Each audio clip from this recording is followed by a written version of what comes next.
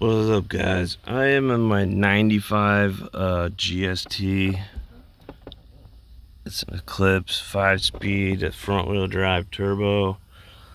There's the back truck thing. Look, it even has the back deck thing, which is crazy.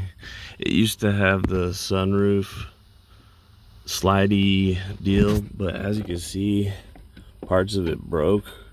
And so I just took it out because it was kind of messing up. But anyways, I was having trouble starting it, even though I used to start it all the time, even with a battery from 2017, which it's plugged into the charger right now, just to maintain while I was testing the fuel pump. And as I was testing the fuel pump, I wasn't getting any sound coming from this area at all, which led me, there's grass growing all the way up in here, so what I did was I took the lead off, which, I mean, just to get to this, you just pop there's these two things right here, and then lift the seat up really easy, and then it just sits up like this, out of the way.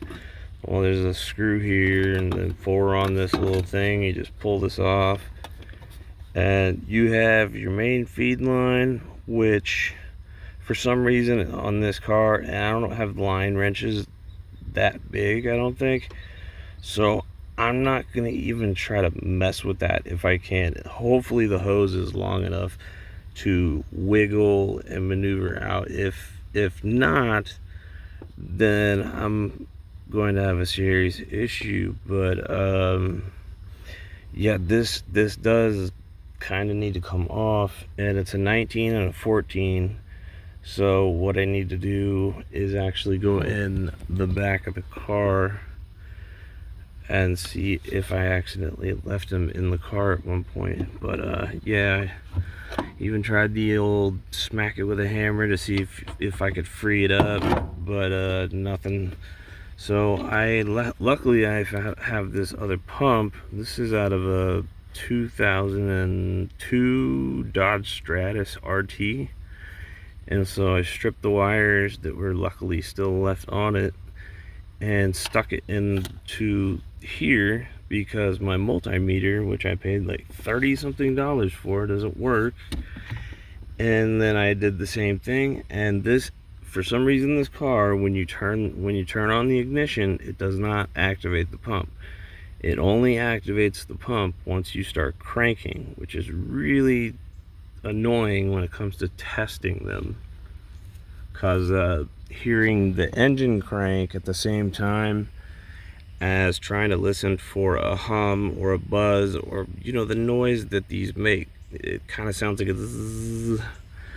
And if there's actually fuel in there, it makes a slightly different noise, and then it pressurizes and turns off.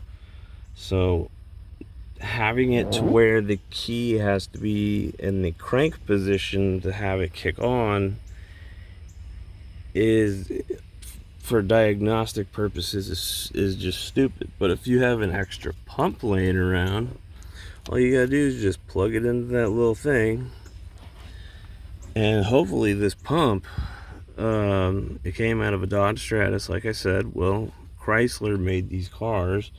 Mitsubishi's a Chrysler, and hopefully it's the exact same pump.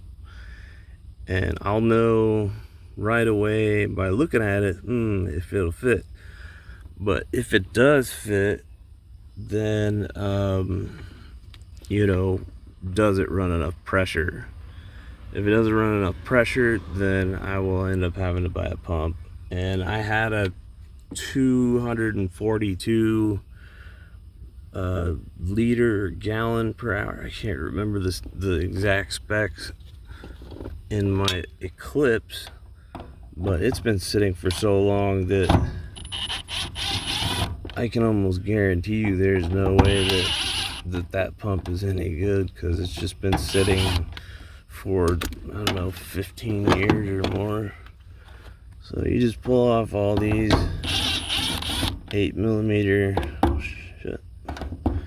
all these 8mm nuts and get you a magnetic tray. Just pull them all out of there. Super easy. I use an impact driver because I don't like turning wrenches anymore. Oh, still tight. Miss one? No, I don't think so. Yeah. Oh, it's just really glued in there. Okay.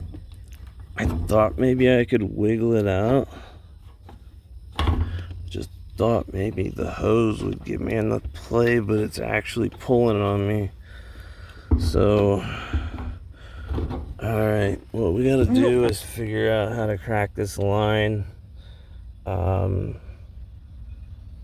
have a heat gun that might work, and make sure the seals back up, because we're gonna have to tighten this back down. If I use a heat gun, it might cause a fire. We don't want that. But yeah, I gotta crack this.